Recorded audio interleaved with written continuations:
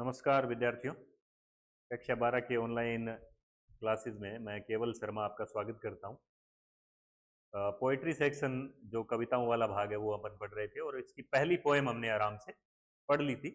इसके 2 वीडियोस मैं डाल चुका हूं और 2 वीडियोस में पहले मैं अपने समरी की और इंट्रोडक्शन किया था, परिचय लिया था, लेखक के बारे में भी जाना था और दूसरे में पोएम पूरी जो है अपनी कंप्लीट पोएम है उसको एकदम लाइन टू लाइन पढ़ा था। उसकी वोकेबलरी भी हमने पढ़ी थी और उसमें कुछ पोइटिक जो डिवाइसेस है, सिमली है, मेटाफर है, उनके बारे में भी हमने जाना।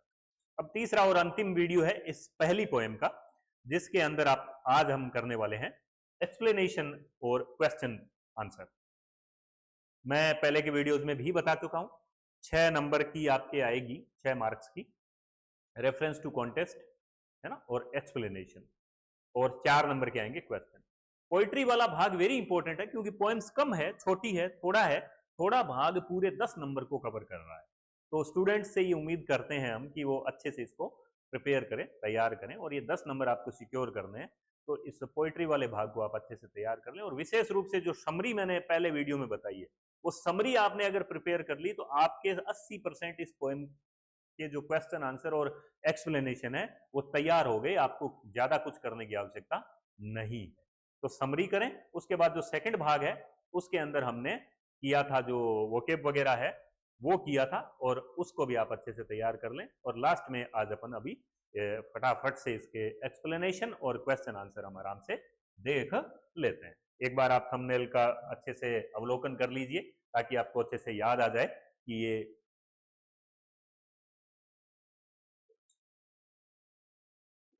ये जो आपके पोएम है वो ओल्ड एज को लेकर है। ये पोइटेस कमला दास और मदर जो है वो कार में जा रहे थे। तो ये देखो, explanation with reference to contest और क्वेश्चन आंसर, 2 चीजें हम इसमें करने वाले हैं। अच्छा, इसके स्टेंजा की एक्सप्लेनेशन आएगी तो मैंने इसको 2 भागों में बांट दिया। हो सकता है 4 लाइनें उठा के पूछ ले, 6 उठा के पूछ ले, तो आप वो देख लेना कि ये पहले भाग में से या दूसरे भाग में से। क्वेश्चन कैसे आएगा? My mother 866 explanations and question answer, Kamala Das. Explanations with reference to context.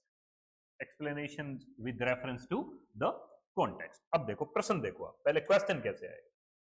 ये जो रेड लाइंस में है, रेड जो लाइन है वो क्वेश्चन है। एक्सप्लेन द, अब ये गौर करना भाई, क्वेश्चन में लिखा हुआ आएगा एक्सप्लेन, क्योंकि यहां वर्ब है। Explain the following lines with reference to the context.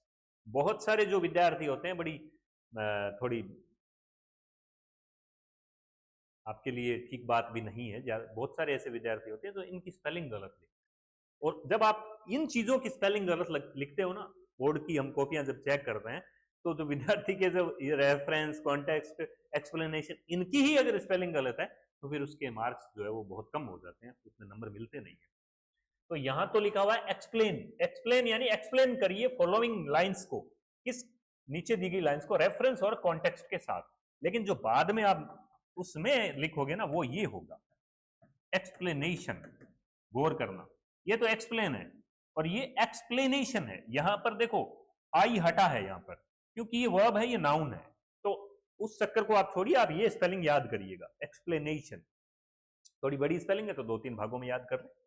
ठीक है, फटाफट से देखते हैं।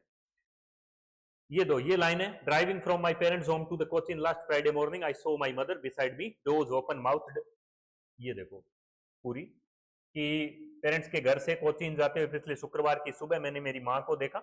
ये पूरा एक्सप्लेन किया हुआ है दूसरे वीडियो में, तो यहाँ मैं एक्सप्लेन नहीं करूंगा, सीधा एक्सप्लेनेशन जो लिखित में उसमें चलेंगे। आई सो माई मदर बिसाइड मी, मेरे बगल में माँ बैठी थी, डोज उनींदी, और ओपन माउथ मुंह खुला हुआ, और चेहरा एशन उसका चेहरा, like that of a corpse, लाश की तरह मुरझाया हुआ, ये सिमली है यहाँ पर। और रियलाइज्ड विद पेन, मैंने दर्द के साथ महसूस किया, that she was as old as she looked, कि वो जितनी बुजुर्ग थी, वो बूढ़ी थी, वो दिखाई देती है। अब देखो इसकी एक्सप्लेनेशन कैसे करेंगे। इसकी एक्सप्लेनेशन करने के लिए देखो मैंने कहा कि इसके अपन को 3 भाग बनाने। पहला है रेफरेंस, गौर करें, रेफरेंस लिखें, अंडरलाइन करके भी बताएं आप। और रेफरेंस देखो, रेफरेंस में क्या बताना होता है, कॉन्टेक्स्ट में क्या बताना होता है, और एक्सप्लेनेशन में क्या बताना है। रेफरेंस में आपको बताना है कि ये जो लाइनें ऊपर आई है, जो आपके सामने पेपर में आएगी, वो लाइन कहां से ली गई है, कौन सी पोएम में से ली गई है, वो पोएम लिखी किसने है, who is the poet, who is the writer, कौन है राइटर, कौन पोइट है और कौन सी पोएम में से ली गई है, ठीक है। और वो पोएम है किस बारे में, किस बारे में है वो पोएम, थोड़ा सा वो भी बता दो। फिर ये तो पूरी पोएम के बारे में बताना है रेफरेंस में, कॉन्टेक्स्ट में आपको बताना है जो लाइन है आपके सामने है। तो देखो जाहिर सी बात है, पहली बात है आपके 5 पोएम है, 5 पोएम में से कोई भी रेफरेंस टू कॉन्टेक्स्ट आ सकता है। आपको 5 पोएम आइडेंटिफाई करनी, पहचाननी आनी चाहिए, सीधी भाषा में कहें तो ओळखनी आनी चाहिए कि आप उनको पहचान पाओ कि ये जो है वो कौन सी पोएम में से लाइन है। क्यों? क्योंकि आपको उस पोएम का नाम और उस पोएम को लिखने वाले जो पोइट है उनका नाम लिखना पड़ेगा। और तीसरी बात आपको बतानी है कि ये पोएम किस बारे में है, और कॉन्टेक्स्ट में आपको बताना है कि ये जो लाइंस है, ये जो स्टेंजा बोलते हैं वैसे पोएम को, पोएम के पैराग्राफ को क्या बोलते हैं, स्टेंजा। ये जो स्टेंजा है वो स्टेंजा किस बारे में क्या कह रहा है वो स्टेंजा, तो आप देखेंगे समझ जाएंगे। एक जो अपन करते हैं, तो ये ऊपर लाइनें अपने पढ़ ली, फिर से थोड़ा देख लो कि हम व्याख्या जो कर रहे हैं, एक्सप्लेनेशन का मतलब व्याख्या, व्याख्या जो कर रहे हैं वो इन लाइनों की कर रहे हैं, ये लाइनें हैं, ठीक है। क्वेश्चन हमारा ये ऐसा क्वेश्चन आएगा, explain the following lines with reference to the context. तो ठीक है, ये इसकी व्याख्या कर रहे हैं। तो सबसे पहले आएगा रेफरेंस। रेफरेंस है दीज लाइंस, ये आप याद कर लेना, प्रत्येक कॉमन है, रट लेना ये यहां तक कि these lines have been taken from the poem. ये आपको हर पोएम के रेफरेंस में इतना तो लिखना ही है, रेफरेंस लिखना है। और these lines have been taken from the poem, these lines have been taken from the poem, ये आप रट लेना, क्योंकि रेफरेंस में शुरुआत में आपको यही लिखना है, these lines have been taken from the poem. ये जो लाइनें हैं ये इस पोएम में से ली गई है, और आगे पोएम का नाम। अब यहां मैं बारीक आपको इसमें ही बताऊंगा बारीक चीजें, बाकी आगे जो रेफरेंस आएंगे, कॉन्टेक्स्ट आएंगे, फिर उसमें वो दोहराएंगे नहीं भाई, रिपीट नहीं करेंगे। क्यों? रेफरेंस देखो आर बड़ा, ये छोटी छोटी बातें अंडरलाइन किया है रेफरेंस को, ठीक है। फिर दीज, यहां आप डैश भी लगा सकते हैं, these lines have been taken, कई दिस लिख देते हैं यहां, गलत है। These lines have been taken from the poem, poem में से ली गई है, कौन सी पोएम में से। अब देखो पोएम का नाम लिखना है, लेकिन लिखना थोड़ा ध्यान से है भाई। पोएम का नाम कैसे ध्यान से लिखना है, पोएम को आप लिखो इन्वर्टेड कोमा में, चाहे तो सिंगल कोमा में लिख दो चाहे डबल में लिख दो। देखो मैंने यहाँ इन्वर्टेड कोमा में लिखा है, मिटा के बता देता हूं। पोएम का नाम इन्वर्टेड कोमा में, पोएम के देखो कहां कहां कैपिटल लिया है, जहां जहां शब्द शुरू हुए हैं उनको मैंने कैपिटल लिया है, प्रेपोजिशन नहीं लिया था, ये और इसमें, ये गौर करना भाई। These lines have been taken from the poem My Mother at 66। ये जो लाइंस है, ऊपर जो लाइंस आई है, ये लाइन जो है, पंक्तियां जो है वो किससे ली गई है, My Mother at 66 पोएम से ली गई है। This poem has been written, दूसरी बात हमें क्या लिखनी है, This poem has been written, यह पोएम लिखी गई है। इसका तो क्या मतलब हुआ, ये लाइनें इस पोएम में से ली गई है, My Mother at 66 में। यहां क्या मतलब है, देखो यहां दिस पोएम है, दिस क्योंकि यहाँ एक वचन आ गया, सिंगुलर आ गया, दिस पोएम, फिर यहाँ हैज आ गया, गौर करना, यहां हैव बीन है, यहां हैज बीन है। This poem has been written, लिखी गई है, लिखी गई है, या रिटन। अब देखो ये जो ओब्लिक लगा हुआ है ना, ये लगा हुआ हो तो ये मैंने कई जगह लगाया है, दोनों में से एक शब्द लिखना है, दोनों नहीं लिखने, चाहे तो आप रिटन लिख दो चाहे आप कंपोज्ड लिख दो। कि दिस पोएम, देखो these lines have been taken और this poem has been written, है ना, this poem has been written, लिखी गई है या रची गई है, कंपोज का मतलब रची गई है, रचना की गई है, दोनों में से कोई शब्द ले लो। बाय कमला दास, पोइट का नाम लिखना है, लेकिन नाम देखो कमला दास में के कैपिटल है, दास में डी कैपिटल। दिस, अब ये पोएम किस बारे में, this poem is about fear of separation, ये लॉस, ये थीम में से ले लिया, देखो थीम जो पहले वीडियो में बताई। ये पोएम किस बारे में है, fear of separation. Fear of separation का मतलब खो देना, अलगाव होना, अलग होना, या लॉस यानी खो देना, खो देने का डर है, खो देने का डर है। तो फिर से देख लो, these lines have been taken from the poem, ये आपको कॉमनली याद करना है। My Mother at 66 पोएम का नाम लिखना है, this poem has been written या कंपोज्ड बाय कमला दास के द्वारा ये रिटन या कंपोज्ड है, और पोएम किस बारे में है? This poem is about fear of separation और लॉस। ठीक है, ये आ गया इसका रेफरेंस। फिर आता है कॉन्टेक्स्ट। कॉन्टेक्स्ट में आपको बताना है कि ये जो लाइंस है वो किस बारे में। तो देखो कॉन्टेक्स्ट में क्या आएगा, कॉन्टेक्स्ट। रेफरेंस तो प्रत्येक पोएम का एक ही होगा। अब इस पोएम की जितनी व्याख्याएं आएगी, जितनी एक्सप्लेनेशन आएगी, उसका रेफरेंस एक ही है। एक रेफरेंस याद कर लिया, यही करना है, कोई भी व्याख्या आ जाए। लेकिन कॉन्टेक्स्ट थोड़ा सा चेंज होता है। इन दीज लाइन, यानी इन लाइन्स में द पोइट मेक्स या पेंट्स, या तो मेक्स ले लो या पेंट्स ले लो, वर्ड पिक्चर, एक शब्द, ये आपको बताना है, एक्सप्लेन करना है आप कि इन दीज लाइन्स। अच्छा, ये लिख भी लेना भाई, ठीक है, ये लिख लेना, ये लो यहां रोक के लिखनी है साथ में। पहले वो स्टेंजा है पहला, ये आप देख लो कहां से कहां तक है। ड्राइविंग से लेके, किताब में से लिख लेना आप, और लुक तक। यहां लिखो तो ये लो स्क्रीनशॉट ले लेना, ये लो ड्राइविंग से लेके और लुक तक। ये क्वेश्चन है, क्वेश्चन भी लिख लेना, ये क्वेश्चन है। Explain the following lines with reference to the context, रोक के लिख लेना, ये क्वेश्चन लिख लेना। फिर ये आपको ये लिखनी है, ये लुक तक। फिर आपको ये रेफरेंस लिखना है, ये लो रेफरेंस, और रेफरेंस के बाद आ गया कॉन्टेक्स्ट, ये लो कॉन्टेक्स्ट। कॉन्टेक्स्ट आपके सामने, यही लिख लेना था। ये लो बता देता हूं कॉन्टेक्स्ट किस बारे में। यहां तक है, मदर तक, यहां तक कॉन्टेक्स्ट है। In these lines the poet makes या पेंट्स, इन पंक्तियों में, इन लाइन्स में कवि बनाता है या पेंट कर देता है वर्ड पिक्चर, एक शब्दों की तस्वीर, शब्द चित्र, एक शब्द चित्र बना देता है अपनी हर, यानी अपनी उसकी जो है ओल्ड मदर, अपनी बुजुर्ग बूढ़ी माँ के का शब्द चित्र, word picture. In these lines poet makes या पेंट्स, क्या कर देता है, a word picture of her old mother, अपनी ओल्ड मदर का वर्ड पिक्चर, शब्दों की तस्वीर पेंट कर देता है। ठीक है, यहां पर द के बाद पोइट है, ये मैं लिखना भूल गया है। द पोइट एक्सप्रेशंस, एक्सप्रेशंस का मतलब व्यक्त करना है। पोइट यहां क्या व्यक्त करती है? पोइट व्यक्त करती है हर फियर, अपना डर।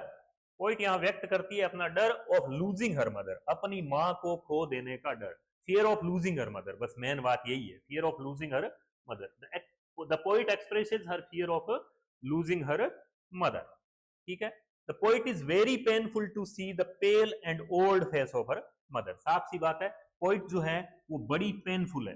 पोइट जो है, कवियत्री जो है, कवि जो है, वो ये देखकर, टू सी देखकर, पेनफुल यानी दर्द होता है उसे, बड़ा दर्द होता है उसे, क्या देखकर, the pale and old face of her mother, अपनी माँ का पेल यानी पीला पड़ा हुआ और बुजुर्ग चेहरा देखकर उसे बड़ा दर्द होता है। तो ये कॉन्टेक्स्ट लो, इसको आप यहाँ स्क्रीनशॉट ले लें चाहे तो, चाहे रोक के लिख लें। फिर आते हैं एक्सप्लेनेशन, ये वेरी इंपॉर्टेंट है।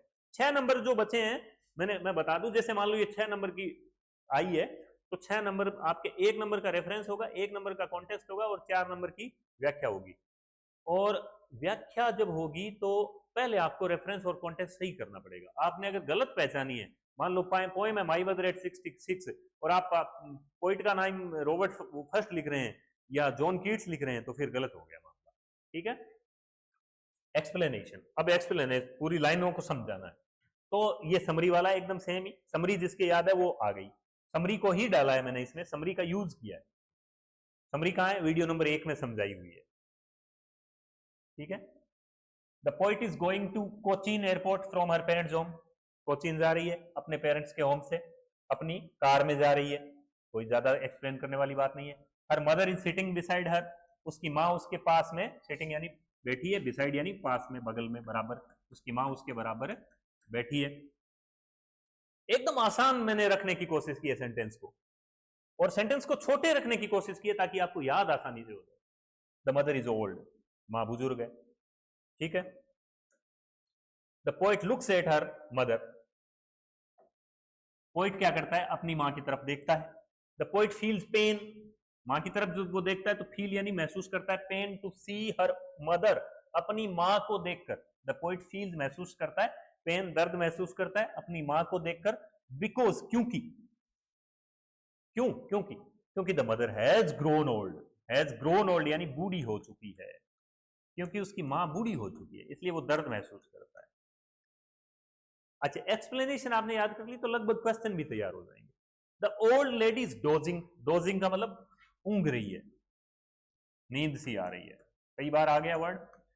विद हर माउथ ओपन, और उसका मुंह जो है वो खुला हुआ है। देखो इसमें से भी ले सकते हैं, कितनी सरल है देखो बात, एकदम सरल बात है कि डोज ओपन माउथ कहां से लिए, mother is dozing, her mouth is open, her face is ashen, लिख दो यार, क्या फर्क पड़ता है, आराम से लिख दो सर। तो हाँ ये देखो,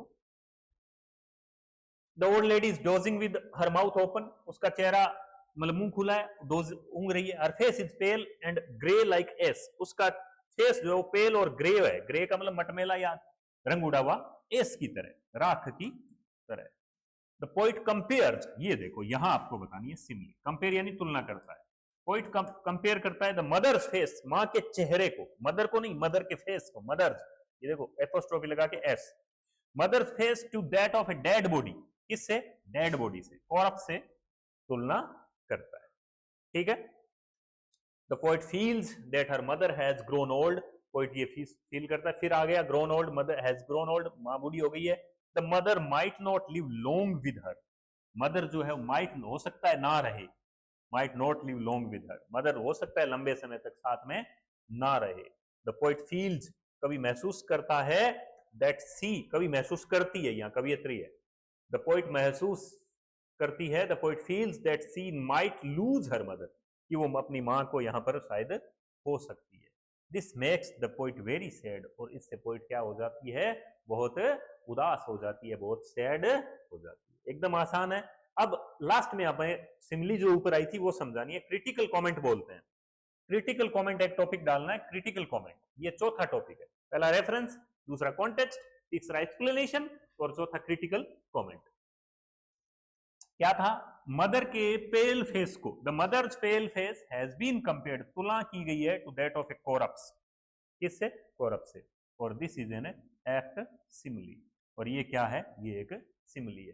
सीधा क्वेश्चन भी आ सकता है, तो सिमिली को इस तरीके से आइडेंटिफाई आप कर लीजिए। फिर आते हैं दूसरी व्याख्या में, फिर वही प्रश्न, explain the following lines with reference to the context, लिख लीजिएगा प्रश्न, ठीक है। दूसरा, but soon put that thought away, शीघ्र ही उस विचार को हटाने के लिए, कौन से विचार को हटाने के लिए, कि मेरी मां बूढ़ी हो चुकी है, the mother has grown old, and looked out at young trees sprinting, युवा पेड़ों की तरफ देखा, जो कि पेड़ कैसे नजर आ रहे थे, ये मैंने पीछे पोएम में पढ़ा दिया है आपको, ट्रीज कैसे, यंग ट्रीज है एक तो, और वो स्प्रिंटिंग भागते हुए। The mother merry children spilling out of their homes, प्रसन्नचित बच्चे घरों से बाहर आते हुए, लेकिन after airport security check, airport पर सिक्योरिटी चेक करवाने के बाद, standing a few yards away, कुछ एक कदम दूर खड़े रहने के बाद, I looked again at her wan pale, और मैंने पुनः देखा उसका चेहरा वोन, फीका पड़ा हुआ, पेल पीला, late winters moon, as late winters moon, सर्दियों की चंद्रमा की तरह, and felt that old familiar ache, वही पुराना दर्द मैंने महसूस किया, चाइल्डहुड फियर था,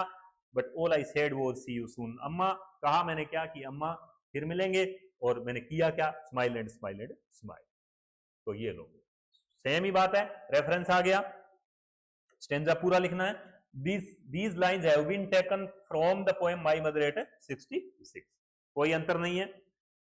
This poem has been written composed by Kamala Das, कोई अंतर नहीं है, ठीक है।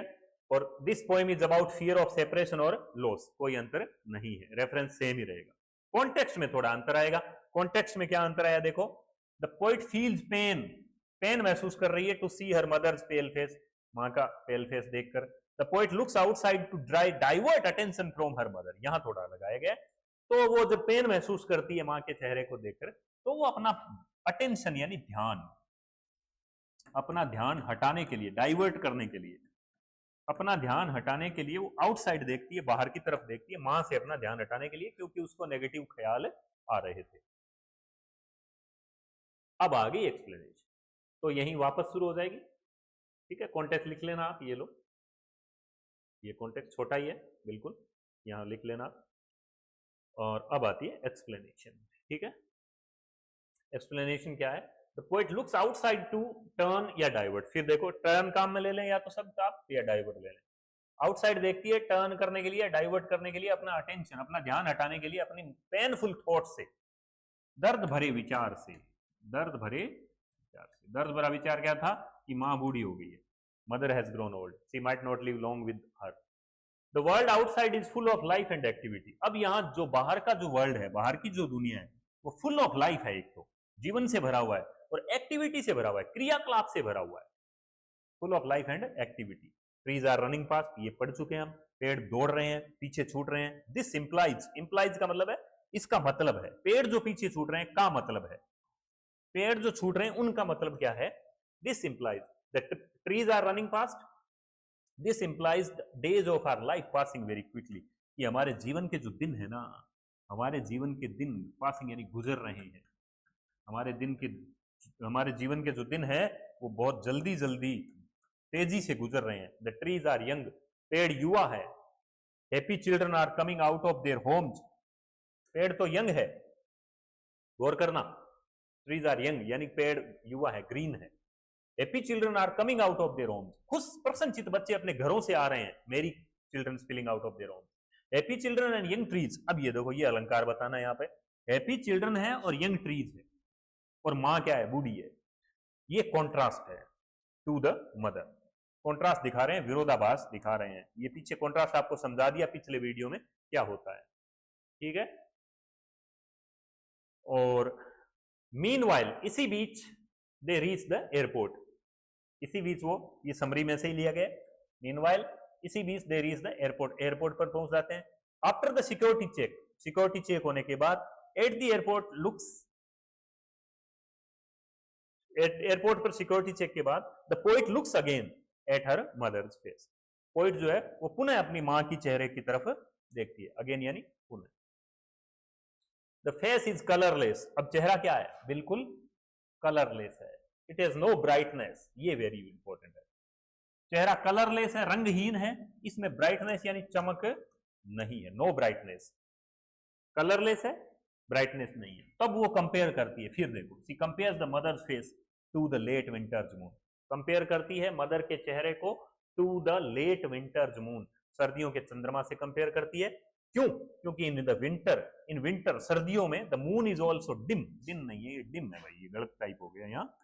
डिम, मून क्या है, एकदम डिम है. लिख लेना, ये डिम है, ठीक है. एंड कलरलेस है. मून क्या है, एकदम डिम है और कलरलेस है. डिम का मतलब मंद है उसकी रोशनी, और कलरलेस है यानी रंगहीन है. The poet again feels her childhood fear. तो पोइट को फिर से महसूस होता है अपने बचपन का फियर, भय. क्या भय? कि she is afraid of, afraid यानी डर है. She is afraid of losing her mother. अपनी मां को खोने का उसे डर है. लेकिन द पोइट हाइड्स, छुपा लेती है, छुपाती है अपनी भावनाएं. बताती थोड़ी है वो. The poet does not want her mother to notice her fear. क्यों? क्योंकि पोइट नहीं चाहती, डज नॉट वांट, कि उसकी मां नोटिस करे. ये डर उसकी मां को पता चले तो मां निराश हो जाएगी ना. तो the poet does not want her mother to notice her fear. वो चाहती है कि उस फियर को नोट ना करे. She tries to be optimistic. Tries यानी कोशिश करती है. टू बी होने की, होने की कोशिश करती है. क्या होने की? ऑप्टिमिस्टिक, आशावादी होने की कोशिश करती है. और द पोइट प्रोमिसेस, प्रोमिसेस यानी वादा करती है. और फिर कहती है ना वो सी यू सून अम्मा, तो वादा करती है. यानी एक्सप्लेनेशन में आपको वो जो पोएम की लाइन में लिखी हुई है वो बात नहीं लिखनी ज्यों की त्यों. आपको वही बात अपने शब्दों में लिखनी है, अपने शब्दों में समझानी है. बस यही एक्सप्लेनेशन होती है. तो यहां हमने क्या लिख दिया? The poet promises to meet her mother again. अपने मां से मिलने का फिर से वादा करती है. फिर वो गुड बाय कहती है. The poet says good bye to her mother and smiles again and again to her. और उसकी तरफ मुस्कुराती है और मुस्कुराती है. ये इसके हो गया एक्सप्लेनेशन नंबर 2. फिर इसके क्रिटिक, ये फिर देखो, ये टाइपिंग आजकल बड़ी क्रिटिकल है. ये ऑटो करेक्ट होता है ना. ये पीडीएफ फाइल मैं मोबाइल से बनाता हूँ. मोबाइल से बनाते हैं तो इसमें ऑटो करेक्ट हो जाता है. ऑटो करेक्ट होता है तो वो फिर शब्द को ले लेता है, ध्यान नहीं जाता. क्रिटिकल है ये, क्रिटिकल कमेंट्स. ये जहां जहां मैंने थोड़ी मिसटाइप है, आप वीडियो के चलते वीडियो में देख लेना, नोट कर लेना, फिर बाद में नोट नहीं होगी. The mother has been compare to late winters moon. देखो, मदर की तुलना किससे की? लेट विंटर्स मून से. और इन एन एप्ट सिमिली, और ये एक एप्ट सिमिली. दूसरी बात, पूरी ये जो पोएम है ना, द होल पोएम, पूरी poem is written in a single sentence, एक सेंटेंस में लिखी गई, कहीं बीच में फुल स्टॉप नहीं है, आप गौर करिएगा। पूरी पोएम में कहीं बीच में फुल स्टॉप नहीं, कोमा जरूर है, कोमा से सेंटेंस पूरा नहीं होता। ठीक है, तो ये लो। अब इसकी आप कैसे करोगे, लिख लोगे क्या, ये एक्सप्लेनेशन वाला भाग लो, ये लो, कहां से, थोड़ा बड़ा है ये एक्सप्लेनेशन वाला भाग, तो बड़ा ही होगा, ये लो, इसका ले लेना आप, ये लो, इसका फटाफट पोज करके स्क्रीनशॉट ले लेना, जहां मिस प्रिंट टाइप हुआ था वो देख लेना, इंप्लाइज तक, इंप्लाइज बीच में हिंदी अर्थ डाला हुआ है, इंप्लाइज इसका मतलब है the days of our life passing very quickly, ये लो, इसका भी लो, और ये लो, इसका भी ले लो, लेना चाहो तो स्क्रीनशॉट ले लो, नहीं तो पोज करके लिख लेना, और आप चाहें तो मैं पीडीएफ भी भेज दूंगा, ये लो, ये लो, इसके फॉन्ट बड़े रखने पड़ते हैं ना, बोर्ड की प्रोफाइल है ये लो, तो ये इसकी एक्सप्लेनेशन हो गई, ये क्रिटिकल कमेंट, क्रिटिकल कमेंट्स, ठीक है, इसका भी ले लो। अब बात करते हैं क्वेश्चंस की, फटाफट प्रश्न देख लेते हैं। पहला प्रश्न है, what is the kind of pain and ache that the poet feels, किस प्रकार का दर्द, ये किताब के प्रश्न है, किस प्रकार, काइंड का मतलब यहाँ प्रकार है, किस प्रकार का दर्द, एक का मतलब भी दर्द है, पोएट फील करती है, किस प्रकार का दर्द महसूस करती है पोएट, तो किस प्रकार का, ये लो आंसर इसका, पहले क्वेश्चन यही लिख लेना भाई, ठीक है, ये लो, द पोएट फील्स द एक और पेन, पोएट फील करती है एक और पेन जब वो देखती है अपनी मदर को, when she looks at her mother, look देखती है अपनी मां को, her mother's face is lifeless, बातें वही आएगी, अब एक्सप्लेनेशन और समरी वाली ही बातें आएगी, अगर वो याद है तो आप फटाफट उत्तर बना सकते हैं। Her mother's face is lifeless और कलरलेस, आ गई ना, माँ का चेहरा लाइफलेस है, मतलब उसमें जीवन नहीं है, और mother has grown old, mother बूढ़ी हो गई है, फिर वही बात आ गई, the poet feels the fear of losing her mother, poet अपनी माँ को खोने का भय महसूस करता है। अब बताओ, एक्सप्लेनेशन और समरी अगर आपके तैयार है तो इस क्वेश्चन को कहां तैयार करने की जरूरत है, उत्तर सीधा पड़ा है, उसी में से है, ठीक है, लिख लीजिएगा फटाफट। अगला देखते हैं, why is the young trees describe sprinting, इसको थोड़ा समझाना है भाई, ये थोड़ा अलग होगा। यंग ट्रीज का है ना, उनको पोइट ने यंग ट्रीज को वर्णन किया है, वर्णित किया है, डिस्क्राइब यानी वर्णित किया है, स्प्रिंटिंग भागते हुए क्यों कहा है, क्या मतलब है, पोएम में जो सिंबलिक अर्थ होता है, प्रतीकात्मक सिंबलिक अर्थ होता है, उसका क्या मतलब है इसका स्प्रिंटिंग का, तो देखो पहले तो ये समझा दो कि द ट्रीज अपीयर, अपीयर यानी लगते हैं या प्रतीत होते हैं, रनिंग फास्ट, तेज दौड़ते हुए प्रतीत होते हैं, the trees appear running fast, ये साथ साथ में लिख लेना रोक के, the trees appear running fast when one looks at them, जब कोई उनकी तरफ देखता है, वाइल ड्राइविंग, गाड़ी चलाते हुए, या ट्रेवलिंग भी कर सकते हैं, वाइल ड्राइविंग और ट्रेवलिंग, और के बाद यहां पर ट्रेवलिंग, TRAVELLING, ये भी जोड़ लेना, ठीक है, trees appear running fast when one looks at them while driving और ट्रेवलिंग, गाड़ी चलाते समय या यात्रा करते समय पेड़ भागते हुए लगते हैं, भागते नहीं है, अपीयर होते हैं, but the poet has used it symbolically, सिंबलिकली का मतलब प्रतीकात्मक रूप से, लेकिन पोइट ने इसको सिंबलिकली, क्योंकि पोएम की भाषा मैंने कहा ना डीप होती है, पोएम में गहराई होती है, पोएम में जो सामने नजर आ रहा होता है, what we are looking at, just not that, उतना ही नहीं है, बहुत है अंदर, डेप्थ होता है, तो पेड़ों का मतलब क्या है भागते हुए, पोइट ने इसको सिंबलिकली, ये वर्ड याद करना, प्रतीकात्मक रूप से यूज किया है, कैसे, किस बात का सिंबल है, पहली बात तो they show contrast to our old mother sitting in the car, ये बात तो अपन ने एक्सप्लेनेशन में भी आपको बता दी थी कि वे कॉन्ट्रास्ट दिखाते हैं, विरोधाभास दिखाते हैं, इससे ओल्ड मदर से, क्योंकि पेड़ यंग है, यंग ट्रीज का है ना, यंग ट्रीज, लेकिन मदर ओल्ड है, तो वो कॉन्ट्रास्ट दिखा रहे हैं अपने मदर से, sitting in the car, car में जो बैठी है, और द फास्ट रनिंग ट्रीज, और जो फास्ट रनिंग ट्रीज यानी पेड़ जो भागते हुए हैं, वो इंप्लाई, उसमें निहितार्थ है, अंदर अर्थ छुपा हुआ है, छुपा हुआ अर्थ है, इंप्लाई है, वो इंप्लाई क्या करते हैं कि हमारा जो यूथ है ना, हमारी जो जवानी है ना, हमारा जो युवा काल है ना, हमारी जो जिंदगी के दिन है ना, वो पासेज क्विकली, वो तेज गति से पासेज यानी गुजरते हैं क्विकली, तेजी से, ठीक उसी तरीके से जैसे ये पेड़ भागते हुए जा रहे हैं ना, वैसे जिंदगी गुजर रही है भाई। तो जिंदगी में जितना एंजॉय करना है, जितना एंजॉय से तात्पर्य जितना पढ़ना है, लिखना है, सीखना है, कुछ हासिल करना है, वो कर लें, क्योंकि अंत में कुछ बचने वाला है नहीं। खैर, आप पेसिमिस्टिक मत होइएगा, ये मजाक की बात है।